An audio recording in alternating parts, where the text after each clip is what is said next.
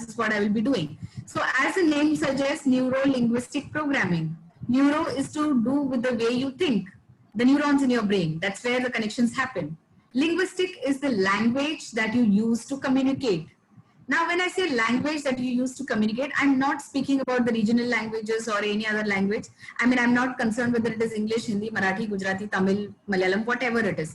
I'm speaking about the language that I use to communicate with others as well as myself, right? It's also about self-communication here and the programming. Now, what I mean by programming here is, how have I programmed myself, my behavior, my attitude, my actions? That is what neuro-linguistic programming actually stands for. Now, if I feel that my behavior is not in alignment or is not in an acceptable manner to the society around me or the people around me, what I need to do is work on the programming. I have programmed myself to that certain behavior. Now, how can I change that programming is through my language, the language that I use to communicate with myself. And that is where my thinking will change, which is my neurons, the connections between my neurons, right?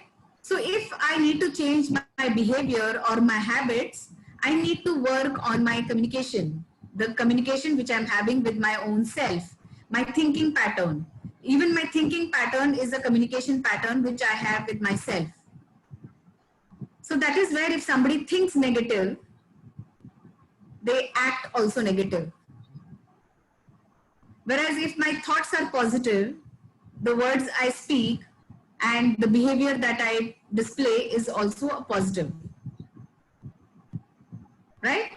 So here we are looking at the symptoms. Now, what are the symptoms here? My behavior, my attitude, my habits. These are the symptoms because it's visible for me, right? And what is not visible for me is my communication, which I am, because if I'm not paying attention to my own thought process or the way I'm communicating with my own self, that's where I'm not aware and I continue with whatever the behavior or the habits or the actions that I'm doing, unless and until somebody points it out. And obviously I have to be more receptive to what people tell me if I'm open to feedback, right?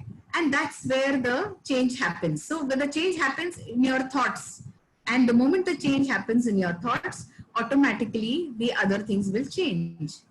And here NLP is purely the study of excellence. Now, when I say excellence, I mean I study excellence in people. There is a very powerful process called modeling in NLP, which helps people enhance their skills and become the best version of themselves.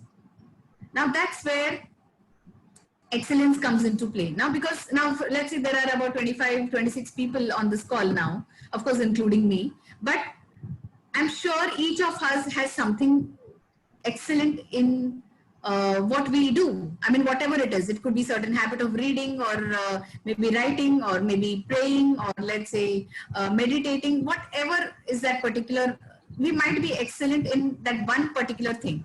Now, let's say if I'm a person who wants to model each one of you, I may choose one of you, okay, this person is excellent in reading. Let me find out how he or she does it. Now, this person is excellent in meditating. Let me understand from them how to do it. Now, what will happen is, if I am studying the excellence in each of these people, of course, there is a process called modeling for that, which is a very, very in-depth process and wonderful process. Now, if I follow that process to understand excellence in each one of you, what will happen is, I am getting that excellence for myself, and I will definitely, when I'm having all those the behaviors or the habits or the attitudes, the best habits of each one of you, then I myself am moving towards excellence and I'm modeling that excellence for myself. So here what am I doing is I'm enhancing my own potential. Now, how am I doing that? I'm decoding the structure of how you think, learn and motivate yourself while you do that particular activity. And then I'm changing that structure with work for me. Because let's say if I am not good at reading and you are good at reading, what will happen is I am modeling that structure that you follow when you read or you think. I mean, when you're reading, what is it that you think and how, what is the process that you follow? And if I am not following that structure, I simply make changes to my own structure so that I replicate your structure and I'm able to do what you do so beautifully. So NLP is, the major crux of NLP is about modeling. And yes, NLP is also used for therapy work. That's where, psychotherapists also use NLP in their therapeutic work. And if I have to connect it to what Jyotika was mentioning in dream interpretation, and I was just going through or listening to quite a few questions that you were asking regarding, is it okay if I get a dream of somebody whom I've lost, so many years back or XYZ. So again, it is all stored in your subconscious, and that is where it is reappearing, at frequent intervals. Now, all that can be processed when we do the NLP techniques or processes. There are certain tools and techniques that we work on through NLP that helps us to kind of, flush out those memories for us.